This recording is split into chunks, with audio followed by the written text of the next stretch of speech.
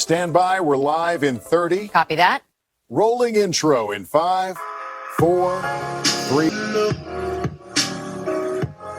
월요일 유튜브 저는 미쿠가제 주한입니다. 오늘은 4월 30일 목요일 오늘의 미국 뉴스 저랑 같이 한번 알아보자고요. 오늘도 또 저랑 같이 이렇게 미국 뉴스 같이 알아봐 주셔서 정말 감사드리면서 이렇게 또 찾아주셔서 정말 감사드립니다. 너무 감사드리고요. 그러면은 오늘도 이 미국에 있는 메인 뉴스 채널들에서는 과연 무슨 뉴스를 이렇게 또 프론페이지에다가 올려놓고 있는지 저랑 같이 한번 알아보자고요. 그러면서 오늘 또 이제 많이 올라오고 있는 뉴스를 이렇게 또 본다고 하면은 미 대법원에서 얼마 전에 이러한 판결을 이렇게 또 내렸습니다. 루이지애나에서 흑인의 유권자 권리를 보장을 하기 위해 가지고 만든 두 번째 흑인 다수 선거구가 이것이 위헌적인 인종적 게리 맨더링이다 라고 판결을 이렇게 또 했다고 합니다. 6대3으로 판결을 했다고요. 다시 말해가지고 대법관들을 이렇게 또 본다고 하면은 보수파가 6명이고 진보파가 3명이지 않습니까? 그러니까 보수파 6명이 다 이렇게 판결을 했다라는 그런 소리죠. 이거는 위헌적이다 라고 이렇게 또 판결을 내려버려가지고 흑인들에 대한 투표권이 좀 이제 약해졌다고 하네요. 보수 성향의 대법관은 이렇게 얘기를 했다고 합니다. 선거구를 그릴 때에는 인종을 최우선적으로 고려를 하는 것은 수정헌법 제14조를 위반을 하는 것이다 라고 보고 있다고 하네요. 그러면서 인종이 정부 결정에 어떤 식으로든지 관여가 되는 것을 허용을 하는 것은 헌법적 원칙에서 벗어나는 것이다 라고 그렇게 얘기를 했다고 합니다. 흑인들한테 좀 더 유리하게 선거구를 이제 정한다라는 게 이게 위헌이다 라고 해가지고 흑인들의 그 투표권을 좀 이제 약하게 이렇게 또 만들어 버렸다라는 그런 소리죠. 그런데 미국의 투표권법 2조항을 본다고 하면은 세션 2를 이제 본다고 하면은 소수계의 이제 투표권이 희석이 되지 않도록 인종을 고려한 선거구 확정을 강제를 하거나 허용을 해왔다고 합니다. 그런데 대법원에서 이거는 위헌이다 라고 판결을 이렇게 또 해버리다 보니까 이제 앞으로 굉장히 많은 흑인들에 대한 그 투표권이나 히스패닉들에 대한 투표권이 약해질 것으로 이렇게 또 보여주고 있다 라고 합니다. 이러한 판결로 인해 가지고 투표권법 제2조는 사실상 데드 레터가 돼버린 것이다, 이제 죽은 것이다 라고 이제 보고 있다고 하네요. 이러한 판결로 인해 가지고 이제 앞으로는 공화당한테 굉장히 유리해질 것으로 이렇게 또 보여지고 있다고 합니다. 뭐 루이지애나, 플로리다, 미시시피 이런 이제 남부주들은 기존의 흑인이나 히스패닉들한테 유리하게 확정이 됐었던 그런 이제 선거구를 다시 공화당한테 유리하게 그릴 수가 있게 됐다 라고 하네요. 이렇게 된다고 하면은 공화당 의원들이 더 많이 나올 수 있게 된다라는 그런 소리지. 그러면서 아시다시피 올해 중간선거가 이렇게 돼 있지 않습니까? 그러다 보니까 아마도 어쩌면은 이 중간선거에서 또 하원의 수가 공화당이 더 많이 나올 수 있을 것으로 이렇게 또 보여지고 있다라고 하네요. 다시 말해가지고 트럼프 대통령이 원하는 대로 그렇게 될 수 있다라는 그런 소리죠. 그러면서 여기저기서 지금 혼란이 계속 이어지고 있다라고 하네요. 우선 이제 루이지애나를 이렇게 또 본다고 하면은 프라이머리가 연기가 되고 있다, 예비 선거가 연기가 되고 있다 라고 하네요. 원래는 5월 16일에 예비 선거를 하려고 했다고 합니다. 하지만 선거구를 이제 다시 그릴 수 있게 된 것이지 않습니까? 그래가지고 공화당이 원하는 대로 또 이제 선거구를 그릴 것으로 이제 보여주고 있다고요. 그래서 이제 선거구를 지금 연기를 하고 있다라고 하네요. 야, 이거 이래도 되나 싶을 정도인데, 아니 이렇게 된다고 하면은 계속해가지고 공화당이 다수당을 가지고 가는 것이지 않습니까? 그러면서 이렇게 루이지애나 뿐만이 아니라 플로리다도 아마도 이번 판결을 이렇게 또 이용을 해가지고 선거구를 이제 다시 재조정을 이렇게 할 것으로 이렇게 또 보여주고 있다라고 합니다. 그리고 아시다시피 플로리다를 이렇게 또 보면은 론 디센티스가 주지사이지 않습니까? 그래서 새롭게 이렇게 또 그린 그 선거구를 지금 통과를 이렇게 또 시켰다라고 합니다. 이로 인해 가지고 플로리다에서는 의석 28개 중에 24석을 확보를 할 가능성이 굉장히 커졌다라고 합니다. 더 많은 공화당 의원들이 이제 나올 수가 있다라는 그런 소리지. 이것뿐만이 아니라 이제 미시시피에서도 아마 선거구를 다시 재조정을 이렇게 할 것으로 이렇게 보여주고 있다라고 합니다. 대법원에 이렇게 결정을 했기 때문에 우리는 이제 명분이 생겼다라는 그런 소리지. 우리는 다시 선거구를 그릴 수가 있다. 그렇게 된다고 하면은 공화당 의원들이 더 많이 나올 수 있도록 된다라는 그런 소리죠. 엘라바마나 테네시도 여기도 이제 선거구를 다시 그려가지고 공화당 의원들이 더 많이 나올 수 있도록 지금 움직임을 보여주고 있다라고 합니다. 어쨌든 올해 중간선거를 앞두고 대법원에서도 이러한 판결이 이렇게 또 나오고 있다 보니까 이렇게 간다고 하면은 또 트럼프 대통령한테 유리한 쪽으로 중간선거 결과가 이렇게 또 나오지 않을까라고 생각이 드네요. 중간선거 솔직히 말해가지고 이번에는 완벽하게 뒤집힐 줄 알았거든요. 그런데 지금 이 트럼프 대통령이 깔아둔 그런 이제 밑밥 같은 것들 있지 않습니까? 그런 것들을 이렇게 또 보니까 또 이제 트럼프 대통령이 원하는 대로 이제 될 수 있을 것 같기도 해요. 지금 뭐 대법관도 다 보수당으로 지금 막 바뀌어 있지 않습니까? 보수당이 더 많고 그러다 보니까 이제 보수 쪽으로 더 좋은 그런 판결이 이렇게 나오고 있고, 그리고 뭐 게리맨더링도 할 수 있도록 공화당 쪽에서는 민주당을 너네들이 오히려 게리맨더링을 한 것이다 라는 식으로 이렇게 얘기를 하면서 흑인들이나 뭐 히스패닉들한테 유리한 쪽으로 그리면 안 된다라고 오히려 반대로 공격을 이렇게 또 해가지고 지금 어떻게 되는지 모르겠습니다. 와, 지금 굉장히 이상하게 흘러가고 있는 미국이지 않나라고 생각이 듭니다. 이번 중간선거도 굉장히 잡음이 많지 않을까라고 이렇게 또 생각이 들고요. 그러면서 또 여기도 이제 CNN 뉴스를 이렇게 또 본다고 하면은 런던에서 얼마 전에 칼부림 사건이 이렇게 또 일어났다라는 그런 뉴스가 이렇게 또 올라오고 있습니다. 어제 수요일이라고 한다고 해요. 어제 이제 수요일 오전에 런던에서, 거기에 또 이제 유대인들이 많이 사는 그런 지역이 있다고 합니다. 여기에서 유대인 2명이 어떠한 이제 괴한에 의해 가지고 칼에 찔리는 그런 사건이 이렇게 또 발생을 했다라고 합니다. 그러면서 그 사건을 이렇게 또 본다고 하면은 유대인들은 그 유대인들이 쓰는 그 모자 있지 않습니까? 빵떡 모자 같은 거를 이제 쓰고 있었다고 합니다. 그러다 보니까 유대인이다라고 하면서 아마 공격을 한 것으로 이제 보여주고 있다라고 하네요. 칼에 이렇게 또 찔렸지만 그런데 정말 다행히도 생명에는 위독하지 않은 곳에 이렇게 또 찔린 것 같습니다. 지금 병원에서 안정을 찾은 그런 상태이다 라고 합니다. 그리고 지금 경찰이 수사를 이렇게 또 하고 있는데, 이번 사건을 테러 사건으로 이제 규정을 이렇게 했다라고 합니다. 그러면서 현장에서 45살짜리 이제 남성 범인을 이렇게 또 체포를 했다라고 하네요. 그리고 이제 용의자를 이렇게 또 보면은 2020년 영국 정부의 극단주의 방지 프로그램의 이제 관리 대상으로 그렇게 지명됐었던 게 이렇게 또 밝혀졌다라고 합니다.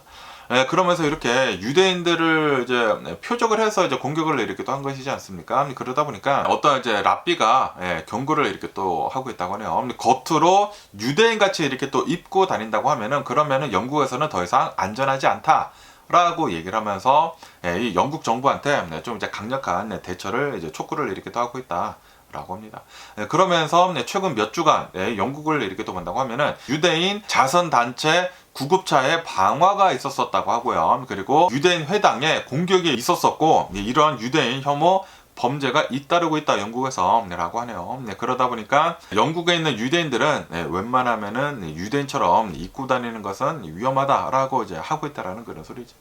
그러면서 이번 사태를 2017년도 맨체스터 테러 이후에 최대 국가 안보 비상사태이다라고 이제 표현할 만큼 심각하게 이렇게 또 보고 있다라고 합니다. 아무래도 이제 유대인들을 이렇게 또 본다고 하면은 돈이 많은 그런 부자들이 이렇게 또 많이 있지 않습니까? 상류 계층의 그런 사람들이 이렇게 또 많이 있기 때문에 유대인들이 이렇게 또 공격을 당했기 때문에 좀 더 이제 심각하게 이번 사건을 이제 보고 있다라는 그런 소리죠.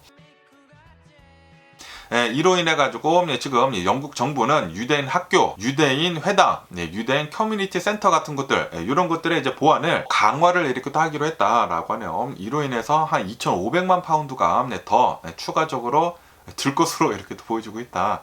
라고 하네요. 그러면서 이번 공격이 이란이랑 연관이 있는지에 대해서도 지금 조사를 이렇게 하고 있다고 하는데, 아무래도 지금 이스라엘을 이렇게 본다고 하면은 미국이랑 손을 잡고 이란이랑 전쟁을 이렇게 하고 있지 않습니까? 그래가지고 이게 또 이란이랑 연계가 되어 있는 게 아니느냐라는 그런 얘기들도 이렇게 또 나오고 있어서 조사를 이렇게 하고 있다. 라고 합니다. 지금 이스라엘을 이렇게 또 본다고 하면은 전쟁을 좀 몇 년 전에 이렇게 또 시작을 하지 않았습니까? 네타냐후 총리가 좀 이제 강력하게 모든 외교 사건을 이끌어 나가고 있다 보니까 전쟁도 이렇게 또 하고 있고, 그리고 실제로 굉장히 많은 사람들이 이렇게 또 사망을 하고 있고, 그리고 이 전쟁을 하마스 무장조직이랑만과의 그 끝난 것이 아니지 않습니까? 팔레스타인만 이제 전쟁을 하는 게 이제 끝이 난 게 아니라 이거를 또 이란 전쟁까지 이끌고 있고, 그리고 레바논까지 지금 전쟁을 이렇게 또 하고 있어가지고 굉장히 많은 사람들이 솔직히 말해서 이제 피곤해하고 있습니다. 전 세계 사람들이 솔직히 말해서 아니 이스라엘 뭐 하는 거냐, 아니 네타냐 어떻게 해가지고 전쟁을 계속 이렇게 또 일으키는 것이냐라고 하면서 피곤해하고 있는 그런 목소리가 이렇게 또 많이 나오고 있거든요. 그러다 보니까 유대인들을 이렇게 또 표적을 한 이런 테러가 이렇게 또 일어나고 있는 게 아닌가라고 생각이 듭니다. 어떠한 사람들은 왜 2차 대전 때 그런 일이 일어나는지 알겠다라는 식으로까지 얘기를 하는 사람들이 있어요. 그거는 진짜 잘못된 것인데 어쨌든 간에 지금 솔직히 말해가지고 전쟁이 이스라엘 네타냐후 총리 때문에 계속해서 더 길어지는 것이지 않습니까? 그래가지고 유대인들에 대한 이런 표적 공격은 앞으로도 좀 더 일어날 수도 있는 게 아닌가라고 생각이 듭니다. 확실히 전 세계적으로 좀 혼돈 속에 있는 게 아닌가라고 이렇게 또 생각이 들고요. 그러면서 여기도 CBS 뉴스를 이렇게 또 본다고 하면은 제가 어제는 뉴스에서 이렇게 또 말씀드리지 않았습니까? 워싱턴 포스트인가 여기에서 영상을 자체적으로 이제 분석을 이렇게 또 해본 결과 어쩌면은 얼마 전에 일어났었던 이 대통령 암살 시도 그 사건에서 시크릿 서비스가 이제 총상을 이렇게 또 입었는데 어쩌면 이게 프렌들리 파이어일 수도 있다. 라고 이렇게 또 말씀드리지 않았습니까? 그런데 여기 뉴스를 이렇게 또 본다고 하면은 프렌들리 파이어는 아니었다. 라고 기사에서 이렇게 또 올라오고 있네요. 지금 이 조사를 이렇게 또 해보니까 방탄조끼를 보면 알지 않습니까? 이 방탄조끼를 보니까 용의자가 쏜 총에 맞은 게 확인이 되었다 라고 합니다. 그 당시에 호텔 안에서 총기가 발사가 된 것이 총 6발이 발사가 됐다고 합니다. 시크릿 서비스가 5발을 발사를 했다고 하고 그리고 용의자가 1발을 썼다 라고 하네요. 그리고 이 용의자가 쏜 총에 시크릿 서비스가 한 명이 이제 총상을 이렇게 또 입었다라고 하네요. 하지만 방탄조끼를 이렇게 또 입고 있었고 그리고 거기 안에 휴대폰이 있었다고 하네요. 그리고 그 총알은 휴대폰을 맞은 것으로 이렇게 또 보여주고 있다라고 하네요. 그렇기 때문에 시크릿 서비스 요원은 심각한 부상을 입지 않았다. 라고 하네요. 그래서 무사하다라고 합니다. 어쨌든 또 이제 워싱턴 포스트에서 그런 뉴스를 이렇게 또 올리다 보니까 많은 또 사람들이 야 이거 봐라 시크릿 서비스 얼마나 개떡같이 일을 하면 프렌들리 파이어까지 나오느냐 라는 그런 얘기들도 이렇게 또 있었거든요. 그런데 프렌들리 파이어는 아니었다라고 이제 조사 결과에서 이렇게 또 나왔다고 하니까 근데 이게 또 조사를 한 게 아닌가라는 그런 음모론도 이제 나오지 않을까라고 이렇게 또 생각이 듭니다. 어쨌든 용의자는 1발을 썼다고 하고 이 시큐리티 서비스는 5발이나 바로 이렇게 또 대응 사격을 이렇게 또 했다라고 합니다. 지금 이 범인은 잡혀가지고 지난 월요일에 첫 법정 신문을 마쳤다라고 하네요. 그러면서 지금 엄청나게 많은 음모론들이 막 쏟아져 나오고 있지 않습니까? 이거는 다 스테이징이 된 것이다. 다 연극이다. 라는 그런 얘기들이 계속 이렇게 또 나오고 있는데 그리고 백악관 대변인도 이 행사가 있기 바로 전에 뭐 총성이 울릴 것이다 라는 식으로 농담을 이렇게 또 하지 않았습니까? 그런데 실제로 총성이 이렇게 또 울려가지고 이건 다 스테이징이 된 것이다 라고 계속 음모론이 나오고 있습니다. 그런데 뭐 음모론은 음모론일 뿐이지 않을까라고 생각이 들기도 하고요. 그런데 또 트럼프 대통령 측은 이런 음모론들을 좋아하지 않습니까? 이게 다 트럼프 대통령 때문에 이런 이제 음모론들이 더 많이 나오는 게 아닌가라고 이렇게 또 생각이 들기도 하고요. 그러면서 또 여기도 이제 MBC 뉴스를 이렇게 또 본다고 하면은 뉴올리언스에서 보안관이 기소가 되었다라고 하네요. 왜 또 이제 기소가 됐는지 하고 이렇게 또 보면은 이 뉴올리언스에 있는 어떤 이제 감옥이 있다고 합니다. 이 감옥에서 10명이나 집단 탈옥을 했다라고 합니다. 그런데 이게 작년에 있었던 일이라고 한다고 해요. 작년 5월 달에 뉴올리언스에 있는 어떤 이제 감옥소에서 수감자, 인메이 10명이 집단 탈옥을 이렇게 됐다라고 합니다. 그래서 어떻게 집단 탈옥을 이렇게 됐는지 하고 이렇게 또 보니까 감옥에 이렇게 있는데 그 잠금 장치가 결함이 있었다고 합니다. 거기를 이제 부수고 나간 다음에 그래도 이제 막혀 있을 것이지 않습니까? 그 다음에 이제 화장실 변기를 뜯어내가지고 구멍을 뚫고 거기로 이제 10명이나 빠져나갔다라고 합니다. 그러면서 이제 탈옥범들은 그 구멍 근처에다가 too easy라고 적었다고 하네요. 그러니까 낙서까지 이렇게 또 남기면서 아니 탈옥하는 게 이렇게 쉬웠어? 라고 하면서 이제 공권력을 조롱까지 이렇게 됐다라고 합니다. 거기에다가 탈옥을 했었을 그 당시가 새벽 1시였다고요. 새벽 1시에 탈옥을 했는데도 불구하고 교도소 측에서는 그 다음날 아침 8시까지 몰랐다 라고 하네요. 탈옥을 한지 몰랐고, 그리고 이제 나중에 탈옥을 한지 이렇게 또 알아가지고, 대대적인 그런 수색에 이렇게 또 들어갔다고 합니다. 그러면서 이 탈옥자들을 이렇게 또 본다고 하면은, 19살에서 42살까지, 여러 명이 이제 탈옥을 이렇게 또 했다고 하는데, 지난 5월 달에 탈옥을 해가지고, 10월 달까지 5개월 만에 모두 다 잡혔다, 검거가 됐다.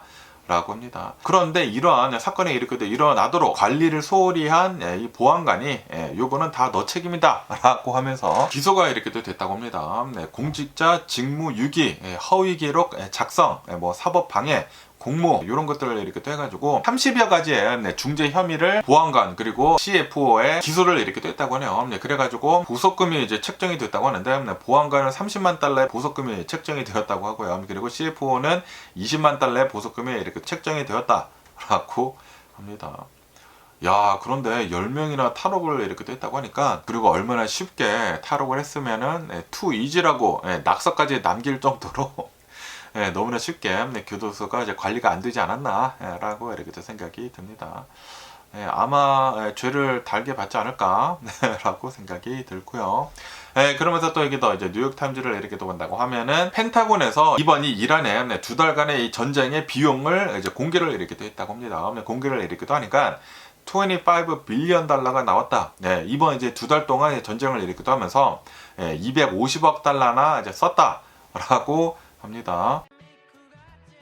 그리고 이 250억 달러가 얼마나 큰 돈인지 하고 이렇게 또 본다고 하면은 미국 전체 가구당 한 가구당 190달러씩 낸 것과 이제 마찬가지다 라고 하네요. 그리고 단 2달 만에 25 빌리언 달러나 이렇게 또 쓴 것이기 때문에 이거는 올해 한 해 탄약 예산을 모두 써버린 그런 금액이다 라고 하네요. 그리고 이 250억 달러를 이제 2달 만에 이렇게 또 쓰지 않았습니까? 이게 어떤 거랑 이제 똑같은지 하고 이렇게 또 보면은 나사의 1년 예산이랑 똑같다 라고 하고요. 그리고 얼마 전에 트럼프 대통령 행정부로 인해 가지고 해체가 된 그 USAID 있지 않습니까? USAID의 연간 지출보다 더 많은 것이다 라고 하네요. 그리고 FBI 예산의 그 1년 예산의 2배가 넘는 그런 수치이다 라고 하네요. FBI 예산이 1년에 한 110억 달러가 된다고 하거든요.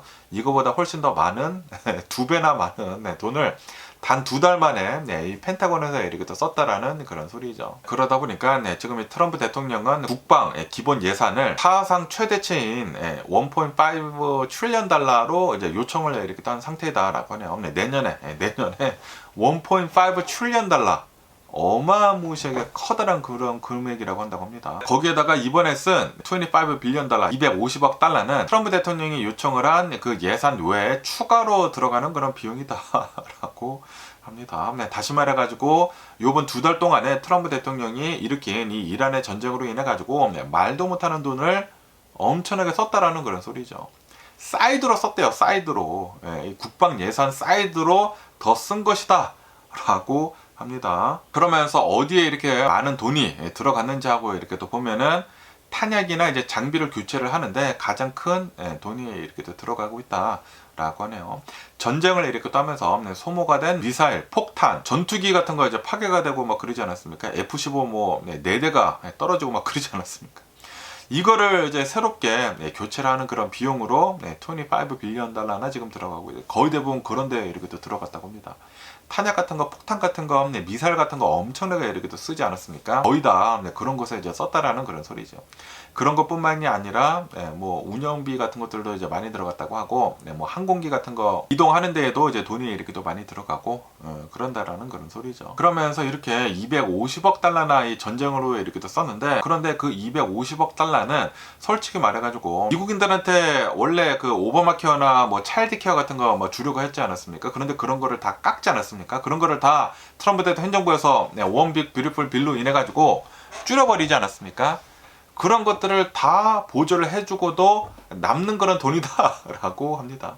그러니까 마가가 이 트럼프 대통령을 지지하는 그런 트럼피들이 항상 얘기를 하는 아메리카 퍼스트랑 굉장히 대비가 되는 그런 부분이지 않느냐. 지금 이 트럼프 대통령이 행동을 하는 것을 이렇게 또 본다고 하면은 분명히 아메리카 퍼스트라고 한다고 하면은 전쟁을 하지를 않고 미국인들을 이제 도와주는 거, 뭐 오바마 케어 같은 거 더 밀어주고 차일드 케어 같은 거 더 주고 미국인들을 위해 가지고 돈을 쓰는 게 바로 아메리카 퍼스트이지 않느냐라는 그런 소리죠. 그런데 아메리카 퍼스트가 아니라 오히려 지금 전쟁을 일으키기도 하면서 솔직히 말해가지고 이게 미국의 전쟁도 아니고 이스라엘의 전쟁이지 않습니까? 이스라엘의 전쟁에 들어가가지고 돈을 이렇게 많이 쓴다라는 것은 이 아메리카 퍼스트 어디 있느냐라는 그런 소리죠. 그래가지고 굉장히 많은 마가들이 이 트럼피들이 트럼프 대통령 뭐 하고 있는 거냐라고 얘기를 이렇게 하고 있다라는 그런 소리죠.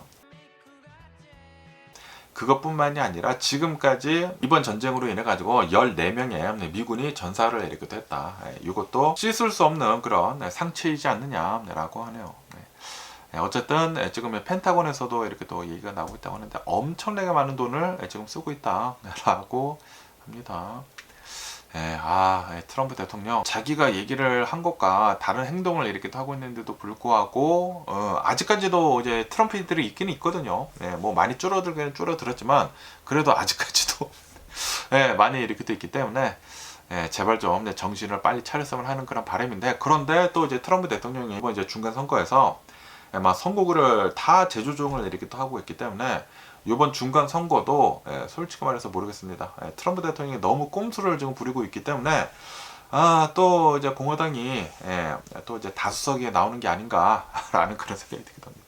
그러면은 와, 미국은 어느 방향으로 흐를지 굉장히 걱정이 되는 게 아닌가 라고 생각이 들고요. 그러면서 또 여기 뉴스를 이렇게 또 보면은 또 이제 재미난 뉴스가 있어서 이렇게 또 가지고 왔는데, 미국 내에서 상위 10%에 들라고 하면은 얼마만큼의 순 자산이 있어야 되는지에 대해서 뉴스 이렇게 또 있어서 이렇게 또 가지고 와봤습니다. 그러면서 이제 순 자산을 이렇게 또 본다고 하면은 순 자산은 총 자산 빼기 총 부채. 그러니까 만약에 내가 집이 있어요. 100만 달러 집이 있고, 그리고 모기지가 보통 이제 80% 이제 모기지를 이렇게 하지 않습니까? 다운페이를 한 20%를 하고, 그러니까 100만 달러 집이 있고 모기지가 80만 달러가 있다고 하면은 순자산은 20만 달러다라는 그런 소리지. 이렇게 순자산을 계산을 한 다음에 자신이 상위 10% 있는지 여러분들 한번 계산을 해보고 보면은 또 재밌지 않을까라고 생각이 드는데, 어쨌든 간에 연령별로 순자산의 미디언 가격 그리고 상위 10% 총자산 금액이 있습니다. 그러면서 연령대를 이렇게 또 보면은 18세에서 34세 젊은 층들이죠. 젊은 층들은 중간값, 미디언 순자산이 39,000달러이다 라고 하네요. 보통 한 39,000달러 정도 가지고 있다라는 그런 소리죠. 그러면서 상위 10%에 들려고 하면은 37만 2천 달러가 있어야 된다라고 하네요. 37만 2천 달러 이상 있다고 하면은 18세에서 34세는 상위 10%이다. 라는 그런 소리죠. 그러면서 35세에서 44세라고 한다고 하면은 순자산 중간값은 13만 5천 달러이다 라고 하네요. 그리고 상위 10%에 들려고 하면은 104만 달러가 있어야지 상위 10%이다 라고 하네요. 혹시 여러분들 중에 뭐 30대 40대라고 한다고 하면은 100만 달러 순자산이 100만 달러 이상 있으시다고 하면은 상위 10%이십니다. 그리고 45세에서 54세 사이라고 한다고 하면은 미디언 순자산은 24만 6천 달러이다 라고 하네요. 그리고 상위 10% 안에 들려고 한다고 하면은 195만 달러 이상 있다고 하면은 상위 10%라고 한다고 합니다.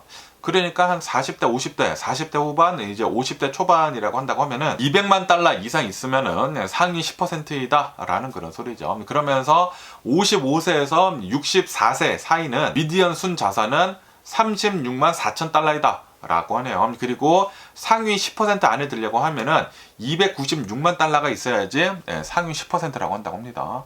그러니까 50대 후반, 60대 초반에 자산이 대략 한 300만 달러 이상 있다고 하면은 상위 10%라고 한다고 합니다. 그리고 65세에서 74세 사이는 중간값, 미디언 순 자산은 41만 달러이다 라고 하네요. 그리고 상위 10%에 들려고 하면은 이거는 똑같네요. 대략 한 300만 달러 이상 있다고 하면은 상위 10%이다 라고 하네요. 그리고 75세 이상을 이렇게 또 본다고 하면은 순자산 중간값은 33만 달러이고, 그리고 상위 10%는 260만 달러로 이제 떨어졌습니다. 그러니까 전체를 본다고 하면은 상위 10% 들려고 하면은 순자산 300만 달러 이상 있다고 하면은 상위 10%이지 않나 라고 생각이 듭니다. 야, 순자산 300만 달러.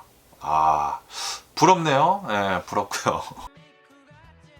그러면서 이 기사를 이렇게 또 본다고 하면은 은퇴 계좌 있지 않습니까? 401k라든지 뭐 IRA라든지 그런 이제 은퇴 계좌로만은 상위 10%에 진입을 하기 굉장히 어렵다라고 합니다. 젠지 세대들이 은퇴 계좌 중간값을 이렇게 또 본다고 하면은 한 17,000달러 정도가 있다고 합니다. 밀레니얼 세대들은 8만 달러 정도가 있다고 해요. 네, 은퇴 계좌에. 그리고 이제 X 세대들은 21만 달러 정도가 있다고 합니다. 그리고 베이비 부머들은 26만 달러 정도가 있다고 해요. 예, 그러니까 은퇴 계좌로만은 상위 10%에 들기가 굉장히 어렵다라는 그런 소리지. 그러니까 자산을 다각화를 하는 게 굉장히 중요하다. 라고 합니다. 보통 또 이제 집까지 가지고 있고 은퇴 계좌도 이렇게 또 가지고 있다고 하면은 또 이제 많이 늘어나지 않습니까? 집을 사놓게 된다고 하면은 에퀴티가 이렇게 또 쌓이지 않습니까? 자기가 샀던 것보다 이제 집값이 이렇게 또 오른다고 하면은 당연히 그만큼 또 이제 자산이 순자산이 이렇게 또 늘어나는 것이지 않습니까? 네, 그렇기 때문에 자산을 다각화하는 게 굉장히 중요하다라고 하네요. 집도 사놓고 은퇴 계좌도 이렇게 또 해가지고 주식도 이렇게 또 사놓고 그러는 게 또 이제 굉장히 좋다라는 그런 소리죠. 그러면서 시간이 또 굉장히 중요하다라고 하네요. 계속 이제 투자를 이렇게 또 하면서 복리 개념 있지 않습니까? 계속 이제 돈을 벌면서 돈을 버는 그런 것들을 잘 이용을 해가지고 복리 이자 같은 거 해가지고 돈을 잘 버는 게 또 중요하다. 라고 합니다. 그러면서 조사를 이렇게 또 한 것을 본다고 하면은 중간값을 보면은 보통 사람들이 이 정도 순자산을 이렇게 또 가지고 있는 것이지 않습니까? 그런데 상위 10%에 들려고 하면은 좀 이제 굉장히 괴리가 크지 않습니까? 뭐 40대를 이렇게 또 본다고 하면은 중간값은 대략 한 25만 달러 정도의 순자산을 이렇게 또 가지고 있는데 그런데 상위 10%는 200만 달러이지 않습니까? 그러다 보니까 괴리가 굉장히 크다. 라고 합니다. 거의 뭐 8배까지 이렇게 또 차이가 나기 때문에 부자들이랑 보통 사람들이랑 8배까지 이렇게 또 차이가 나기 때문에 지금 딱 보여주고 있죠. K자형 부자들은 더 부자가 되고 있고 가난한 사람들은 더 가난해지고 있는 그런 거를 지금 우리가 실제로 이제 통계치로 볼 수가 있는 게 아닌가 라고 생각이 듭니다. 여러분들은 상위 10% 안에 드시나요? 순자산, 총자산 빼기 총부채를 뺀 순자산이 보통 이제 300만 달러 이상 가지고 계신다고 하면은 모든 연령대에서 10% 안에 드는 것이라고 한다고 합니다. 대략 한 40대는 200만 달러라고 한다고 하고 대략 한 이제 50대는 300만 달러 30대는 100만 달러 이상 있다고 하면은 상위 10% 어쨌든 여러분들은 10% 안에 드시나요? 10% 안에 들기 위해서 더 많이 돈을 벌어야 하지 않을까 라고 생각이 듭니다. 와, 300만 달러 있으면 얼마나 더 좋지 않을까? 순자산 300만 달러 있으면 얼마나 좋지 않을까 라고 이렇게 생각이 들고요. 그러면 오늘 미국의 주식시장을 한번 보자고요. 오늘 미국 주식시장 상승세로 이렇게 출발을 하고 있습니다. 다우존스는 1.1% 정도 이제 상승을 이렇게 하고 있고요. S&P 500은 0.4% 정도 이제 상승을 이렇게 하고 있고, 그리고 나스닥은 0.2% 정도 이렇게 또 상승을 이렇게 하고 있다. 라고 합니다. 그러면서 오늘 이제 많이 오르고 있는 그런 주식들을 이렇게 또 본다고 하면은 캐터필러가 실적 발표를 이렇게 또 했는데 실적이 예상치를 크게 상회를 이렇게 또 해가지고 주식이 9% 넘게 급등을 이렇게 또 하고 있다 라고 합니다. 그러면서 이 캐터필러 같은 것을 이렇게 또 본다고 하면은 이 중전비를 이렇게 또 파는 그런 기업이지 않습니까? 그러다 보니까 글로벌 경기 지표로 이제 통하는 것인데 그런데 지금 이 캐터필러가 잘 나오고 있다라는 그런 소리는 건설 같은 거 많이 하고 있고 경기가 회복이 되고 있다라는 그런 희망적인 그런 신호로 이제 해석이 될 수도 있다라고 하네요. 코로나 바이러스 팬데믹이 지나면서 경기가 지금 전 세계적으로 회복을 하고 있다라는 그런 소리죠. 그러면서 오늘 또 이제 많이 하락을 하고 있는 그런 주식을 이렇게 또 본다고 하면은 메타 그리고 이제 마이크로소프트가 많이 좀 내려가고 있다라고 합니다. 실적 발표를 이렇게 했는데 실적은 나쁘지는 않았다고요. 실적은 나쁘지는 않았는데 그런데 이 AI에 관련을 해가지고 지출을 대폭 상향 조정을 했다고 합니다. 더 많은 돈을 AI에다가 이제 쏟아 부으려고 한다고 해요. 그러다 보니까 수익성이 악화가 될 것으로 이제 보여주고 있다라고 이제 투자자들이 이제 생각을 이렇게 또 해가지고 메타는 오늘 9% 정도 하락을 하고 있다고 하고요. 마이크로소프트는 5% 정도 하락을 이렇게 하고 있으면서 나스닥을 지금 끌어내리고 있다라고 합니다. 야, 엄청나게 AI에다가 지출을 이렇게 또 하려고 하고 있는데 지출만 많이 나가고 솔직히 말해서 이제 돈을 잘 벌 수 있겠느냐라고 투자자들이 의구심을 지금 가지고 있다라는 그런 소리죠. 네. 어쨌든 메타, 마이크로소프트 이제 많이 이렇게 또 내려가고 있다고 하고, 일라일리는 오늘 또 이제 7%나 상승을 이렇게 또 하고 있다고 합니다. 좀 이따 이제 뉴스를 이렇게 또 보기로 하고, 그러면서 오늘 또 이제 주요 경제 뉴스들을 이렇게 또 본다고 하면은 1분기 GDP가 이렇게 또 나왔다고 하는데, 연간 환산을 이렇게 또 한다고 하면은 2% 성장을 기록을 이렇게 또 했다라고 합니다. 전번 분기를 비교를 하면은 많이 개선이 되기는 되었지만, 그런데 시장의 예상치에는 못 미쳤다라고 하네요. 시장은 2.2% 정도 이제 GDP가 성장을 하지 않을까라고 이제 생각을 이렇게 하고 있었는데, 2%만 이제 성장을 이렇게 했다라는 그런 소리죠. 그러면서 이제 3월달 PC 근원 물가를 이렇게 또 본다고 하면은 3.2%가 상승을 이렇게 또 하면서 지금 인플레이션이 엄청나게 지금 되고 있다라는 그런 소리죠. 그러면서 또 어제는 FOMC 이제 끝나면서 이제 파월 의장이 나와서 이렇게 또 얘기를 했거든요. 연준은 금리를 동결을 이렇게 또 했다라고 합니다. 이로 인해 가지고 금리는 3.5%에서 3.75%로 동결이 된 것이다 라고 합니다. 그리고 지금 인플레이션이 3.2%이지 않습니까? 그러다 보니까 인플레이션이 너무나 높아가지고 아마도 올해 안에는 금리 인하가 어렵지 않을까라고 지금 투자자들은 보고 있다고요. 그런데 요번에 연준 의장이 이렇게 또 바뀌지 않습니까? 파월 의장이 이제 다음 달에 물러나고 트럼프 대통령이 뽑아준 사람이 이제 들어오지 않습니까? 케빈이 이렇게 또 들어오게 되는데, 그렇게 된다고 하면은 솔직히 말해가지고 이제 금리 어떻게 될지 모른다라는 그런 소리죠. 전망은 금리 아마 내리지 못할 것이다라고 얘기를 하고 있는데, 그냥 무대뽀로 내릴 수도 있는 게 아닌가라는 그런 생각이 들기도 하고요. 그러면서 여기 뉴스를 이렇게 본다고 하면은 지금 미국의 인플레이션이 코어 인플레이션 지수가 3.2%가 이렇게 또 나옴으로 해가지고 물가가 다시 이렇게 상승을 이렇게 하고 있다라고 합니다. 그리고 이것은 2023년도 11월 달 이후로 최고치이다 라고 합니다. 그러면서 인플레이션이 왜 이렇게 오르는지 하고 이렇게 보면은 이유는 바로 이란의 전쟁 때문이다 라고 하네요. 이란의 전쟁으로 인해 가지고 유가가 급격하게 이렇게 또 상승을 하다 보니까 물가가 이렇게 오르고 있는 것이다 라고 합니다. 특히 이제 미국의 휘발유 가격이 계속 오르고 있지 않습니까? 4달러가 지금 평균 넘어서고 있고, 미국 전체를 본다고 하면 여기 이제 캘리포니아는 평균 6달러가 지금 넘어서고 있습니다. 굉장히 휘발유 가격이 이렇게 또 높아짐으로 해가지고 이 인플레이션도 계속 이제 높아지고 있다라는 그런 소리죠. 그래서 지금 미국의 이코노미, 경제를 이렇게 또 본다고 하면은 스플릿 스크린 이코노미가 지금 진행이 되고 있다라고 보고 있다고 합니다. 어떠한 이제 이코노미스트가 이렇게 얘기를 하고 있다고요. 지금 이 AI 관련 기업 그리고 투자자들은 엄청난 호황을 이렇게 또 누리고 있다라고 하네요. 다시 말해가지고 부자들은 지금 더 부자가 되고 있다라는 그런 소리죠. 그에 반해 가지고 중산층들이나 저소득층들, 서민 가구들 이런 사람들은 3년 만에 또 이제 뜨거워진 인플레이션으로 인해 가지고 그리고 이제 기름값으로 인해 가지고 고통을 받고 있다라고 합니다. 부자들은 더 부자가 되고 있는 반면에 우리 가난한 사람들은 돈을 더 많이 지출이 되고 있다라는 그런 소리죠. 이게 딱 K자형 이코노미예요. 부자들은 더 부자가 되고 있고 가난한 사람들은 더 가난해지고 있다. 트럼프 대통령을 이렇게 또 맡고 있다 보니까 이런 일들이 계속 일어나고 있는 게 아닌가라고 이렇게 또 생각이 들고요. 그러면서 또 이제 여기 뉴스를 이렇게 또 본다고 하면은 지금 이 트럼프 대통령은 이렇게 주장을 하고 있다고 합니다. 지금 미국이 미 해군이 호르무즈 해협을 봉쇄를 이렇게 또 하고 있기 때문에 조만간 이란의 석유 인프라는 폭발을 할 것이다 라고 주장을 이렇게 또 하고 있다고 합니다. 지금 우리가 잘 봉쇄를 이렇게 또 하고 있어가지고 이란이 석유 수출을 못하고 있다 라고 주장을 이렇게 또 하면서 그러면서 이란의 이런 석유 인프라가 폭발이 되게 된다고 하면은 그러면은 재건이 불가능할 것이다 라고 주장을 이렇게 또 하면서 내가 잘 막고 있다 라고 트럼프 대통령은 주장을 이렇게 하고 있다라는 그런 소리죠. 그런데 전문가들은 그렇게 생각을 하고 있지 않다고 합니다. 이란을 이렇게 또 본다고 하면은 이미 미국이 베네수엘라를 이렇게 또 치지 않았습니까? 그러다 보니까 벌써 다 생각을 해둔 것 같다라고 하네요. 다 대비를 해둔 것 같다라고 합니다.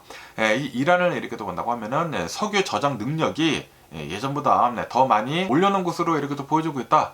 라고 하네요. 트럼프 대통령이 막 베네수엘라 뭐 여러 나라들에 대해 가지고 뭐 엄청나게 압력을 가하고 그런 것을 이렇게 또 봤기 때문에 이란은 벌써 그거를 대비를 해뒀다라는 그런 소리죠. 그렇기 때문에 지금 미 해군이 호르무즈 해협을 이제 봉쇄를 이렇게 또 하면서 이란이 석유 수출을 하지 못한다고 하더라도 인프라 붕괴가 일어날 가능성은 굉장히 낮다.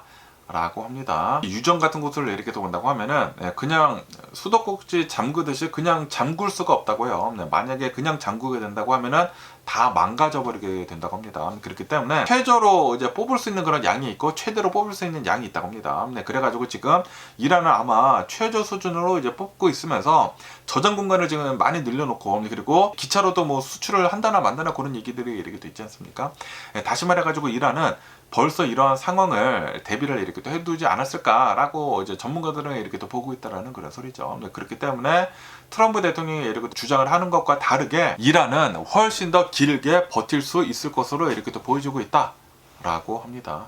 전문가들은 이렇게 얘기를 하고 있다고요. 최소 26일은 버틸 수가 있을 것으로 이렇게 또 보여지고 있다.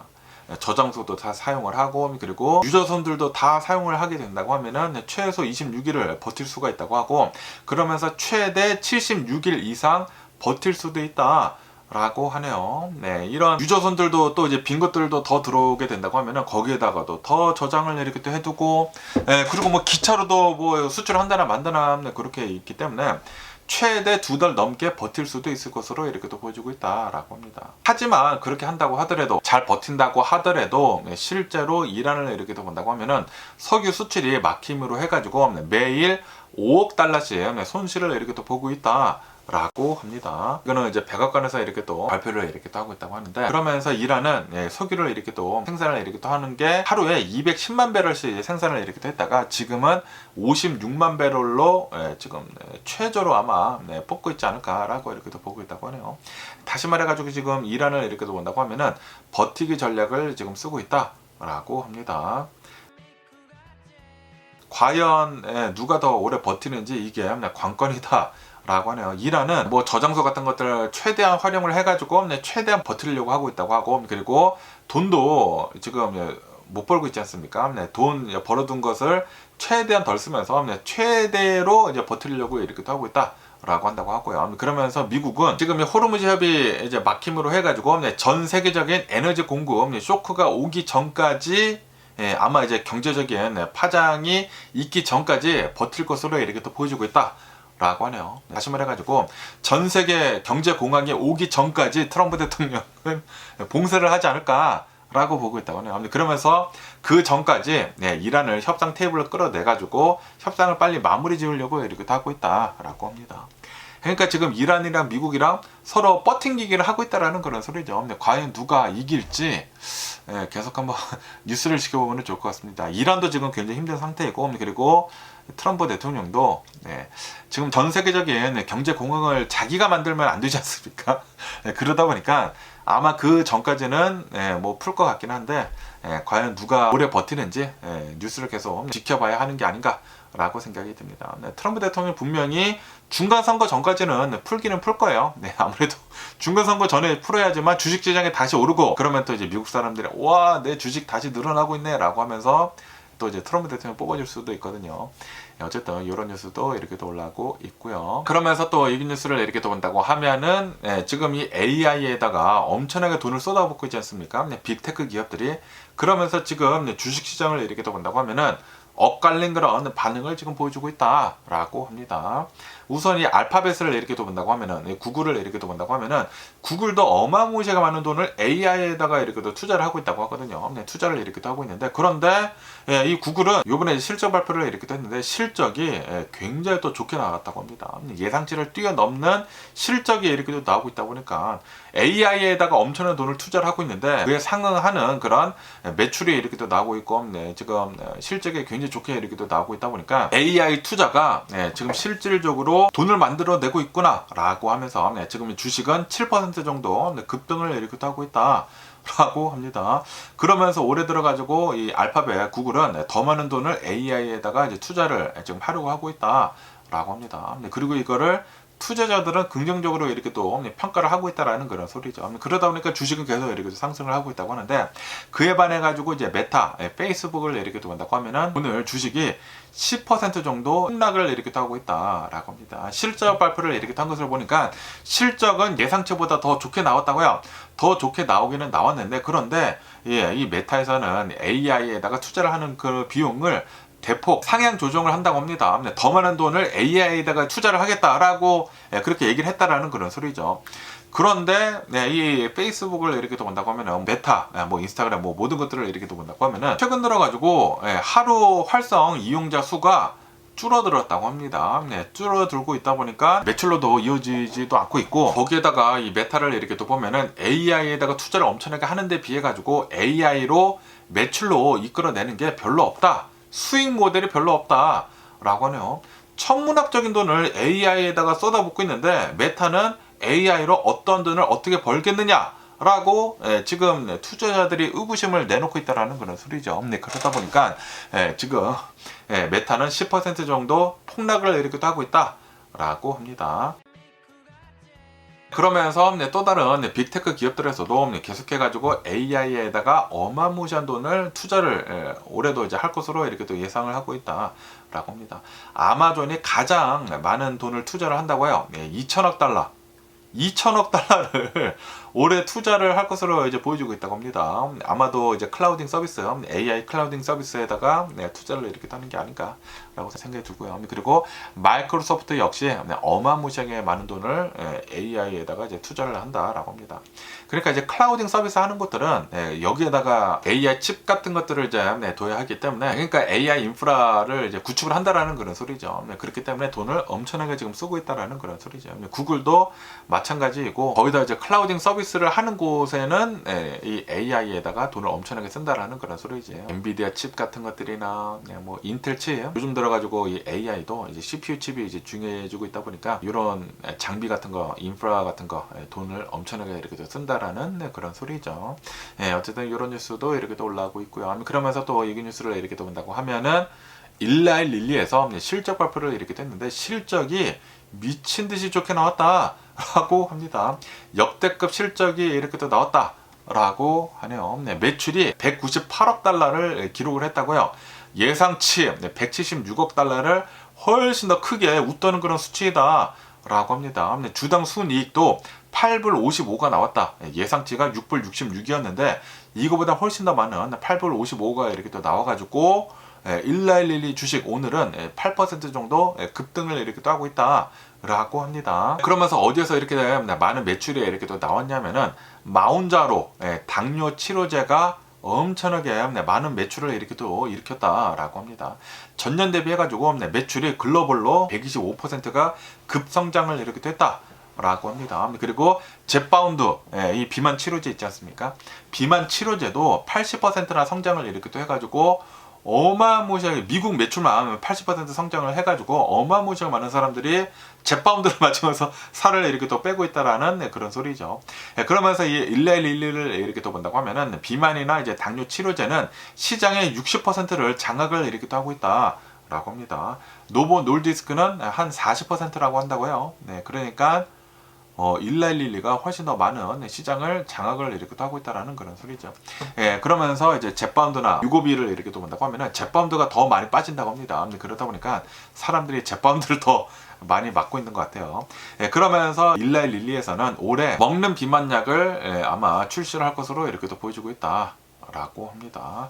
아시다시피 노보 놀디스크에서는 위고비 알약을 이제 출시를 이렇게 또 하지 않았습니까? 이제 그것이랑 이제 경쟁을 이제 한다라는 그런 소리죠. 어쨌든 간에 일라일릴리는 매출이 또 어마무시하게 좋게 이렇게 또 나와가지고 주식이 급등을 이렇게 또 하고 있다 라고 합니다. 그러면서 또 이 뉴스를 이렇게 또 본다고 하면은 제롬 파웰 의장은 이제 다음 달에 의장직에서는 이제 끝나거든요. 의장직은 끝나기는 끝나지만 하지만 나는 이사직은 유지를 하겠다라고 이제 파웰 의장은 이렇게 또 밝혔다고 합니다. 이사직은 아직도 2년이나 남았다고 합니다. 그렇기 때문에 의장직은 내려놓지만 볼드 오브 거버너에서 2년간 이사직을 계속 유지를 하겠다라고 하네요. 그러면서 왜 이런 결정을 했는지 하고 이렇게 또 보면은, 지금 이 연준을 본다고 하면은 이 본사 건물을 보수공사를 이렇게 또 하고 있지 않습니까?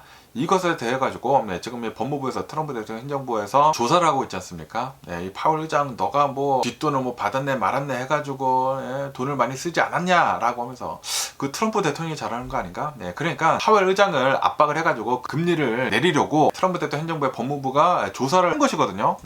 어쨌든 이 조사가 이제 투명하게 끝날 때까지 나는 자리를 지키겠다. 그래가지고 연준의 독립성을 보호를 하겠다 라는 그런 이유라고 한다고 하네요.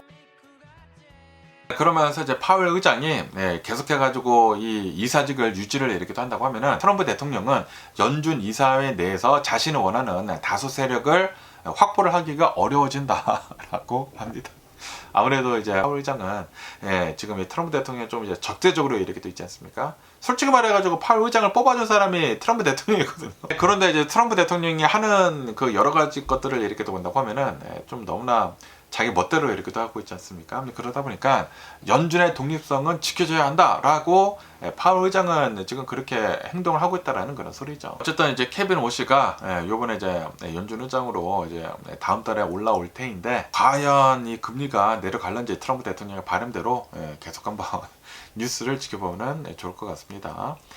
그러면서 또 여기 뉴스를 이렇게 본다고 하면은 최근 들어가지고 인텔의 주식이 미친 듯이 이렇게 또 오르지 않았습니까? 엄청나게 올랐어요.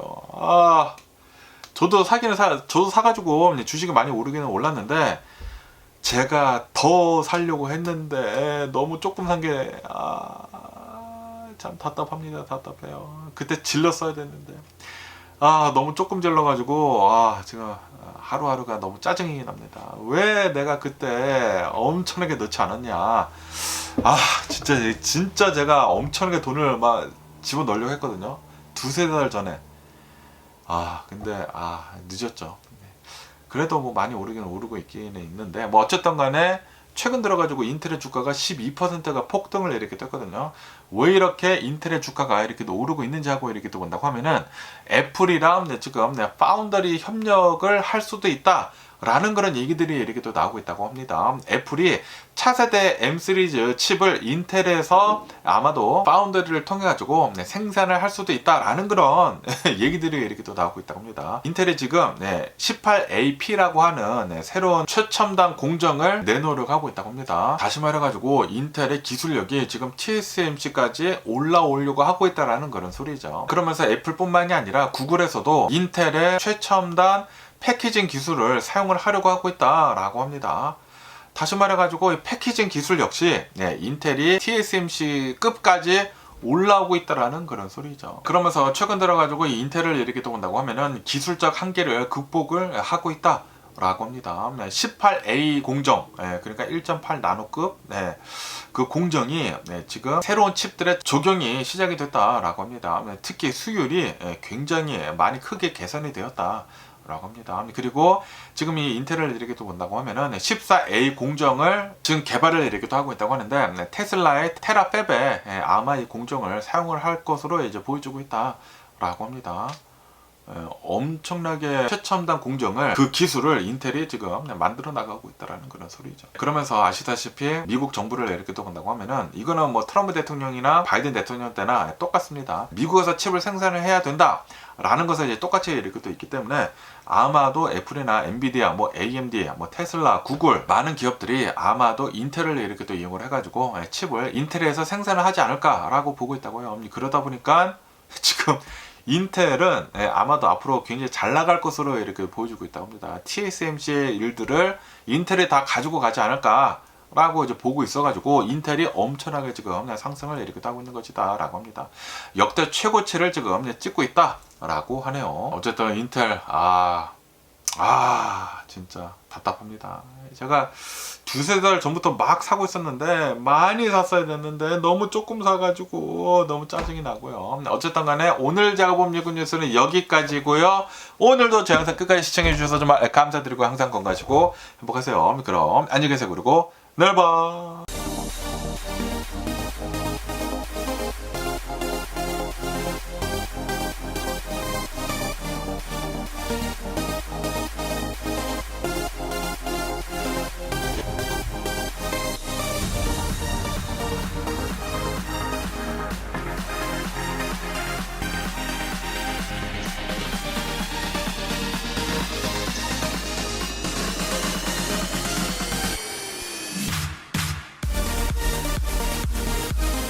Missing someone with all your own.